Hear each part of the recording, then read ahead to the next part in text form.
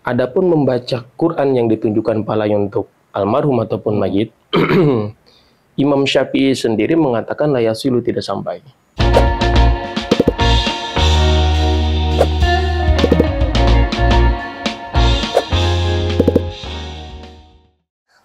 Assalamualaikum warahmatullahi wabarakatuh. Waalaikumsalam warahmatullahi wabarakatuh. Kembali lagi bersama kami dalam acara Ngobras, ngobrol bareng Bang Santri. Assalamualaikum Bang. Waalaikumsalam warahmatullahi wabarakatuh. Kebetulan kali ini kita segmen masih dengan formasi yang sama. Ya. 2-4. Kita 2 di depan, 4 abang-abang di belakang. Ya, kita Santri sapa Kalong dulu kali ya. Bener-bener. Assalamualaikum abang-abang Santri Kalong. Waalaikumsalam. Kalau lagi ini inget acara yang di TV sebelah ya. Kayak Jamal gitu. Masya Allah. Kompak. Oke Bang, di segmen sebelumnya kita sudah membahas tentang seputar persoalan di Jumat ya. Masalah sholat Jumat. Nah, kali ini ada fenomena tentang masalah tahlil nih Bang. Yang kafranya kan di Indonesia mayoritasnya ya. Semua ya mayoritas lebih banyak yang menjalankan tahlilan ketika ada kematian itu. Iya. Dari pandangan agama sendiri itu mengenai tahlil itu seperti apa Bang? Oh gitu. Biar semuanya juga kepaham, karena di tetangga sebelah ada yang membid'ahkan itu. Ya paham. Silakan Bang. Ya jadi tahlilan ya temanya. Waduh, ini anget-anget kuku ini ya. Ngeri-ngeri sedap ini. Iya, tapi tetap kita harus jelaskan juga. Jadi duduk masalahnya dulu. Pertama, mereka yang menganggap tahlilan bid'ah itu berlandaskan tahlilan tidak dilaksanakan oleh Kangjeng Nabi dan para sahabat. Cuma kita yang melakukan tahlilan atau melaksanakan tahlilan itu tidak serta-merta apa yang tidak dilaksanakan oleh Kangjeng Nabi dan para sahabat secara otomatis dihukumi sebagai bid'ah yang sesat. Kalau memang ada dalilnya walaupun secara universal, kemudian kita melaksanakan, itu tidak termasuk kepada bid'ah yang sesat. Walaupun memang perkara yang tidak dilaksanakan di zaman Kangjeng Nabi memang disebut bid'ah. Cuman di dalam mazhab Syafi'i, Imam Nawawi di dalam kitab Fatwa Nawawinya itu mengklasifikasikan masalah bid'ah. Terdapat kepada bid'ah hasanah dan juga bid'ah madmumah atau bid'ah sayyi'ah. Jadi bid'ah yang terhitung bagus dan bid'ah yang terhitung buruk. Hakikatnya bid'ah hasanah ini adalah sunnah-sunnah juga. Oh, seperti itu. Gitu. Cuman memang dalilnya universal. Contoh tahlilan saja. Pada umumnya kita tahlilan itu adalah para tetangga datang ke rumah sahibil musibah, kemudian dari awal membaca ayat-ayat Quran, lalu kemudian berdoa, bahkan di malam ketiga atau malam ketujuh ada tausiah, nasihat agama. Dan kemudian kita dapati sahibil musibah mengeluarkan makanan yang tujuannya adalah untuk tasoduk atau bersedekah, yang pahalanya ditunjukkan kepada si mayit ataupun almarhum. Dan itu kita dapati, saya teringat keterangan di dalam kitab Fatwa Nawawi. Imam Nawawi pernah ditanya masalah 3 poin di atas. Hal yasilu sawabul kiroati awit tasodduki wa du'ai ilal mayit. Apakah sampai pahala kita, orang yang masih hidup, mengirimkan pahala sedekah, bacaan Quran, dan berdoa untuk orang yang sudah meninggal?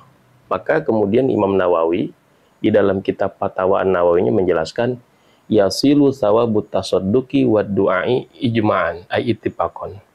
Adapun 2 masalah bersedekah dan mendoakan mayit ini kompak 4 mazhab atau seluruh mazhab menghukumi sampai. Artinya itu bermanfaat untuk mayit. Adapun masalah qiraatul Quran, membaca Quran, ini terdapat perbedaan pendapat. Di sana Imam Nawawi mengatakan amal qiraatu, adapun membaca Quran yang ditunjukkan pahalanya untuk almarhum ataupun mayit, Imam Syafi'i sendiri mengatakan la yasilu, tidak sampai. Tapi murid-muridnya waqala ba'du ashabi, sebagian santri Imam Syafi'i diantaranya adalah Imam Ahmad bin Hambal mengatakan yasilu, sampai. Oleh karenanya keterangan dari Imam Syafi'i ini dan juga sebagian santri Imam Syafi'i digodok tuh di dalam kitab Fathul Muin. Kemudian secara spesifik dijelaskan kalau kita membaca Qur'annya itu tidak bihadratil maqbarah, tidak di hadapan kuburan, maka disyaratkan dua. Yang pertama kita niatkan pahalanya dulu untuk mayit. Allahumma nawaitu an aqra'al Qur'an hadiyatan ila ruhi almarhum Anu Binanu. Saya niat membaca Quran ini, saya kirimkan pahalanya untuk almarhum Anu Binanu. Lalu baca Quran, kemudian ditutup dengan doa. Doa wesel. Allahumma ja'al wasil wa taqabbal sawaba qiraatina sawaba qiraati hadiyatan ila ruhi almarhum Anu Binanu. Ya Allah, sampaikanlah, berikanlah pahala bacaan Quran saya untuk almarhum Anu Binanu. Jadi disyaratkan itu. Tapi kalau kita baca Qurannya bihadratil maqbarah, di depan kuburan, maka tidak disyaratkan dua niat dan juga doa tadi. Jadi bagi kita yang tidak bisa hadroh, bagi kita yang tidak pandai berdoa dengan bahasa Arab, padahal dengan bahasa Indonesia pun sah saja. Lalu kemudian kita mau ziarah ke kuburan orang tua kita, maka jangan terhalang. Artinya langsung aja ziarah di Kemis sore atau Jumat pagi kita bawa Yasin, kita baca Yasin langsung di hadapan kuburan orang tua kita. Jadi seperti itu. Singkatnya seperti itu. Oke. Cukup begitu jelas. Mungkin dari abang-abang kita nih yang tampan ada pertanyaan terkait masalah tahlil. Silakan Bang Syafi'i. Assalamualaikum warahmatullahi wabarakatuh. Waalaikumsalam warahmatullahi wabarakatuh. Sehat Ustaz? Alhamdulillah sehat. Alhamdulillah. Izin bertanya Ustaz. Iya. Silakan Bang. Terkait masalah tahlil, ada yang namanya pidyah.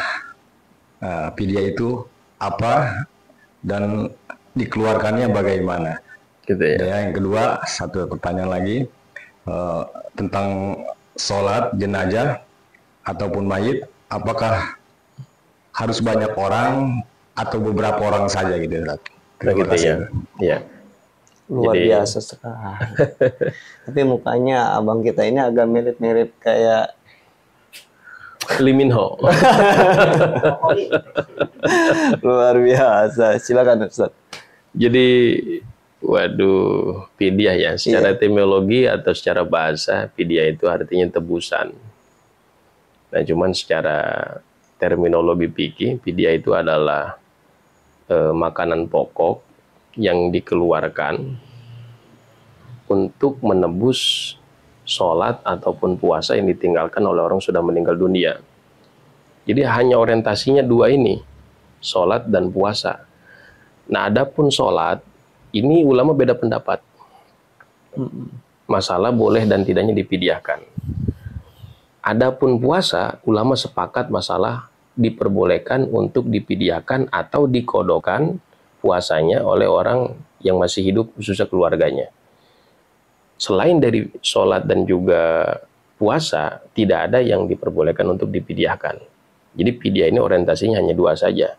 Puasa, ulama sepakat bolehnya. Sholat, terdapat perbedaan pendapat. Makanya kalau kita buat pidyahkan bahasanya malaktukum hadal mal amma pidimati Anu Binanu atau bulan bin bulan mintarki sholatil maktubati wasaumi biqadri hadal mal atau hadil kima. Lalu kemudian kapan kita keluarkannya pidyah tersebut dan dari mana kita keluarkannya? Ketika seseorang meninggal dunia dan kita yakini orang tersebut semasa hidupnya meninggalkan puasa dan sholat, maka wajib kita keluarkan mintir katihi dari harta yang dia tinggalkannya, karena termasuk hutang kepada Allah.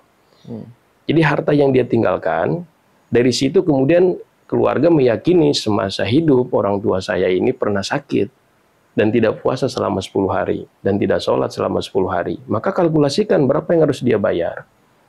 Atau ada akumulasi masalah dendaannya, khususnya masalah puasa, cuman kita tidak jelaskan di sini terlalu panjang. Gitu. Nah, apabila sudah ditentukan, maka kita keluarkan fidyah. Dan sasarannya fidyah ini hanya fuqara wal masakin, fakir miskin saja. Jadi tidak seperti zakat yang kepada asnafus samaniyah golongan yang 8. Tapi fidyah ini sasarannya hanya kepada fakir miskin saja. Itu masalah fidyah. Lalu kemudian fidyah pada prakteknya boleh juga kita laksanakan sebagai anaknya, sebagai keluarganya, tidak harus pada hari meninggalnya. Kita contohnya ya punya rezekinya ataupun ternyata hartanya itu bentuknya fisik, tidak berbentuk uang, jadi hartanya berbentuk tanah atau rumah. Karena butuh waktu ya. Butuh waktu untuk menjualnya dan lain sebagainya. gitu. Jadi tidak harus pada hari H meninggalnya itu, gitu. Boleh kita kapanpun boleh, yang penting kita ingat, gitu. Lalu kemudian masalah yang kedua tadi, sholat jenazah gitu. Kita tahu kedudukan sholat jenazah atau menyolatkan mayit ini hukumnya fardu kifayah. Fardu kifayah ini berbeda dengan fardu ain. Fardu kifayah ini adalah kefarduan yang apabila dilaksanakan oleh sebagian orang, maka gugurlah kewajibannya kepada orang lain. Artinya walaupun hanya satu orang yang menyolatkan jenazah tersebut, maka satu kampung itu yang mayit tersebut meninggal di kampung itu gugur kewajibannya. Cukup hanya dengan satu orang saja. Cuman eloknya kita sebagai tetangga, keluarga, hendaklah kita berpartisipasi. Karena memang besar pahalanya ketika kita menyolatkan jenazah. Dikatakan di dalam hadis Kangjeng Nabi, orang yang menyolatkan jenazah akan mendapatkan 1 kirot. Apa itu? 1 kirot itu mislu Jabali Uhud. Pahala yang Allah berikan seperti besarnya Gunung Uhud. Gunung Uhud ini diameternya kurang lebih 10 kilo. Tingginya kurang lebih 950. Ya alhamdulillah saya pernah menyaksikan langsung besarnya seperti apa Gunung Uhud itu. Maka itu harus jadi motivasi bagi kita. Dan apabila kita bahkan sampai mengantar ke makamnya, sampai di kuburnya selesai pemakamannya, kita pulang, maka akan diberikan 2 kirot.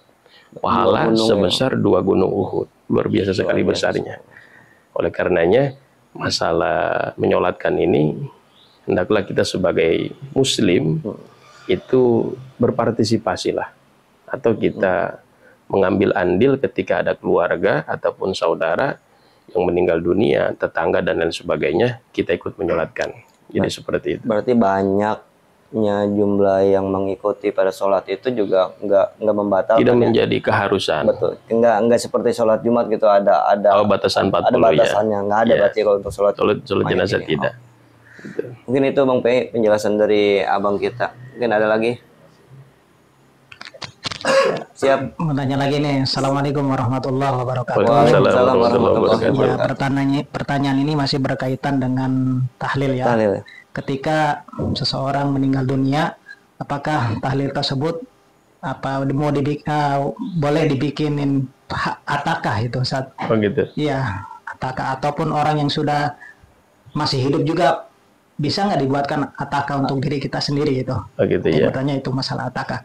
Assalamualaikum warahmatullahi wabarakatuh. Waalaikumsalam warahmatullahi wabarakatuh. Jadi atakoh ya. Iya. Kalau di kita Mungkin jadi atakah. Mungkin sebelum dijelaskan atakohnya boleh atau tidaknya, mungkin dijelaskan secara definisi biar teman-teman ngobrol itu juga tahu atakah itu seperti apa. Ya benar. Benar. Terima kasih. Jadi begini ya, Bang Yuda, atakoh ini adalah terbagi kepada 2. Ada atakoh sugro, ada atakoh kubro. Secara etimologi ya atakoh itu adalah kemerdekaan, pembebasan. Yang ditunjukkan artinya dengan metode yang sugro ataupun yang kubro, diharapkan kita terbebas dari api neraka. Di dalam kitab Irsyadul Ibad itu terdapat kisah, panjang sekali kisahnya. Jadi bila mana ingin mengetahui tentang atakah itu bisa dilihat di dalam kitab Irsyadul Ibad. Di halaman-halaman awal, saya lupa halamannya ke halaman berapa itu ya, kitab Irsyadul Ibad. Lalu atakah ini kembali lagi, ada yang sugro, ada yang kubro. Sugro ini adalah bacaan tahlil la ilaha illallah sebanyak sab'una alfa marrah, 70.000 kali. Sedangkan atakah kubro ini adalah bacaan surah Al-Ikhlas, surah Kulhu. Ya, Om Amar, surah Kulhu, surah langganan kita. Sebanyak 100.000 kali. Masya Allah. Gitu. Dan itu bisa dilaksanakan secara pribadi. Secara pribadi kita bisa laksanakan. Kita cicil dengan kita tadrid, kita cicil, boleh kita niatkan, saya membaca la ilaha illallah, saya niatkan untuk atakah diri saya pribadi, boleh. Dan bisa dihadiahkan untuk orang lain. Inilah makanya pada saat kita tahlil ada baik itu ustadz ataupun amil menghimbau kita untuk membuatkan atakah buat almarhum. Dan apakah itu boleh? Boleh. Jadi boleh kita ihda'us thawab, mengirimkan pahala dari atakah kita kepada orang yang sudah meninggal. Lalu kita dalam 7 malam itu membaca tahlil 2 putaran, 3 putaran yang kita secara sangkaan besar kalkulasikan jumlahnya mencapai 70.000. Lalu kemudian di malam ke-7 kita niatkan semuanya, kita doakan dan kita kirimkan pahalanya untuk almarhum orang yang kita kirimkan pahala tersebut, dan itu akan sampai gitu. Jadi bisa untuk diri kita pribadi, bisa kita kirimkan kepada orang lain. Jadi atakah itu seperti itu di daun sawah. Luar biasa sekali. Terima kasih. Ya alhamdulillah. Abang senior luar biasa pertanyaannya. Mungkin dari tadi kita sudah berbicara terkait masalah tahlil. Iya. Dari permasalahan fidyah, sholat mayitnya, sampai ke pengiriman atakah itu. Mungkin ada klimaks atau kesimpulan dari abang sendiri sebelum kita closing pada malam hari ini. Silakan. Tadi ada sedikit pertanyaan dari salah satu jamaah tentang masalah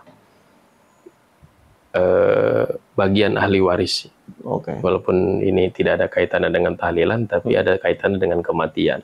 Karena warisan itu bisa diberikan ketika orang tersebut sudah meninggal dunia. Jadi pertanyaannya seperti ini, Om Amar. Apakah ketika seseorang mempunyai anak, contohnya 5, lalu yang 4 ini disekolahkan, dikuliahkan, dipesantrenkan, bahkan dibikinkan rumah dengan layak, yang satu ini yang maaf ya bungsu atau bontot ini tidak, atau belum, orang tuanya keburu meninggal dunia, apakah pembagian warisnya dibolehkan untuk dilebihkan ataukah tidak? Maka ahli waris itu sudah ditetapkan bagiannya. Jadi patut kita pahami. Laki-laki berapa bagiannya, anak laki-laki, anak perempuan berapa bagiannya, ibu berapa bagiannya, suami berapa bagiannya kalau istri yang meninggal dunia, dan lain sebagainya, semua sudah tercatat. Di dalam surah An-Nisa jelas sekali, dan di dalam keilmuannya ada disiplin ilmu yang namanya ilmu faraid. Di pesantren itu diaji. Kalau kita bahas terlalu panjang ya, karena memang membutuhkan hitung-hitungan matematika gitu, jadi agak ribet. Cuman kembali kepada pertanyaan yang tadi, artinya dengan landasan ahli waris ini sudah ditentukan bagian warisnya, maka tidak boleh kita lebihkan. Bahkan kalau kita paksa lebihkan dengan dalil dia tidak diurusin dan sebagainya, maka akan menzolimi ataupun kita mengambil hak daripada saudara yang lainnya. Cuman memang di kita ada adat, dan hukum adat ini bisa berlaku juga. Contoh gitu. Biasanya rumah orang tua itu ditempatinya oleh si bungsu. Iya. Anak terakhir. Ya, anak terakhir biasanya. Kenapa? Karena memang anak-anak yang dari sulung, anak pertama dan sampai sebelum si bungsu biasanya sudah menikah dan sudah punya rumah. Makanya anak yang terakhir atau si bungsu ini menempati rumah tuanya gitu, rumah orang tuanya. Dan itu sudah berlaku di adat kita. Nah, lalu kemudian apakah itu kemudian juga termasuk kepada bagian ahli waris? Sebenarnya iya. Sebenarnya iya, bagian dari waris juga. Jadi patut kita pahami, ketika orang tua itu memberikan sesuatu kepada anaknya dalam kondisinya masih hidup, itu bentuknya adalah mutlak napakah ataupun sodako atau hibah. Dan itu hak prerogatif orang tua. Untuk membeda-bedakan ke anak itu hak prerogatif orang tua. Contoh orang tua punya anak 5, lalu dibedakan, yang satu dikuliahkan sampai S3, yang satu hanya SD saja, yang satu ini gini, itu hak orang tua. Jadi orang tua tidak bisa diganggu buat di situ. Cuman memang ada norma adat, ada ya seakan-akan pilih kasih juga. Nah, seperti itu. Cuman pilih kasihnya orang tua pasti ada sebab musababnya. Nah, gitu. Makanya kita pun sebagai anak hendaklah jadi anak yang berbakti kepada orang tua. Jadi seperti itu. Ya mudah-mudahan dapat dipahami tentang masalah tahlilan dan juga turunan-turunan pertanyaannya tadi. Mudah-mudahan tidak salah paham. Kita tetap tahlilan, cuman tidak mewajibkan tahlilan. Lalu kita yang tahlilan pula, ingat kita pun akan mati. Itu poin pentingnya. Maka kita jaga agar ibadah kita senantiasa konsisten, istiqomah. Seperti itu. Silakan Abang, mau bertanya? Ya. Silakan Bang. Mungkin ini satu pertanyaan terakhir. Terakhir ya. Siap-siap. Silakan Bang. Ya, sebelumnya mohon maaf Ustadz. Assalamualaikum warahmatullahi wabarakatuh. Waalaikumsalam warahmatullahi wabarakatuh. Saya ingin menanyakan tentang ziarah ke kubur gitu ya. Misalkan kita ziarah ke kubur, apakah kita itu ada kan mengatakan mencabut rumput atau merapikan kuburan, itu gimana Pak Cek? Kan ada yang katanya jangan gini-gini. Gitu ya. Biar lebih jelas. Apakah itu termasuk hukum adat atau ada termasuk ke hukum syariat, sudah ada keterangan gitu? Ya. Oh, jadi merapikan kuburan begitu ya. Betul. sebenarnya ya, di dalam agama itu memang ada keterangan hadis dari Kangjeng Nabi tentang masalah menancapkan ranting pohon. Nah, kalau di hadis Kangjeng Nabinya itu pelapa korma. Hadisnya panjang ya, hadisnya panjang. Jadi Kangjeng Nabi pernah berjalan, pamarro bikobro ini bertemu dengan dua kuburan. Lalu Kangjeng Nabi diberikan mukasyafah oleh Allah, diperlihatkan dua kuburan tersebut penghuninya sedang disiksa oleh Allah. Yu'adzabani, disiksa fi kuburihima, di dalam kuburnya, ala dzambin hayinin, atas dosa yang sepertinya sepele. Dosanya yang pertama, karena ahaduhuma lam yatanazzah minal baul. Itu semasa hidupnya buang air kecilnya nggak pernah istinja, tidak pernah cebok. Atau istinja tapi tidak benar, sehingga mengakibatkan ketika ibadah seperti sholat pun tidak sah nantinya karena membawa najis. Itu kan dosa sepertinya sepele, tapi berakibat fatal. Yang kedua, wa kana yu'dzin nasa wa kana al-akharu yu'dzin nasa bilisanihi wa yamshi bainahum bin namimah. Itu menjadi provokator dan juga suka mengadu domba antara tetangga dengan tetangga, saudara muslim dengan saudara muslim, sehingga timbul keributan dan juga permusuhan. Itu pun sering dilakukan. Sepertinya sepele, tapi itu dosa begitu besar. Lalu kemudian Kangjeng Nabi fa'akhadha bijari data ini, mengambil dua pelapa korma, ditancapkan kepada kuburan tersebut satu persatu. Lalu kemudian salah satu sahabat bertanya, ayan fa'udhalika ya Rasulullah, apakah itu bermanfaat? Lalu Rasulullah secara singkat menjawab, na'am yukhaffafu anhum ma'adamata rutbata ini. Iya, ini bermanfaat buat ahli kubur ini selagi dua pelapa korma ini basah. Ya kurang lebih 1 hari lah lumayan nahan. Karena dua pelapa korma ini akan beristighfar kepada Gusti Allah, meminta ampunan untuk orang yang ada di dalam kubur tadi.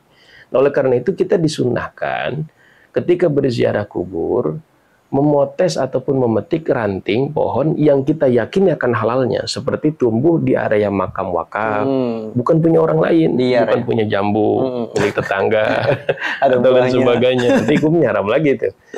Jadi kita petik atau kita potes, kemudian kita tancapkan di kuburan orang tua kita ataupun saudara kita yang kita ziarahi, dan itu bermanfaat.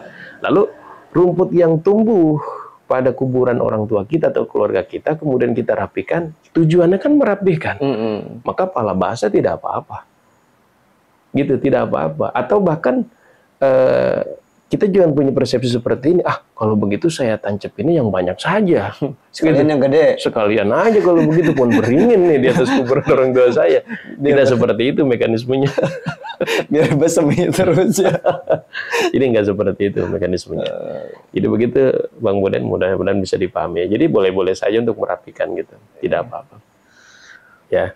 Mungkin cukup sampai sini saja obrolan kali ini.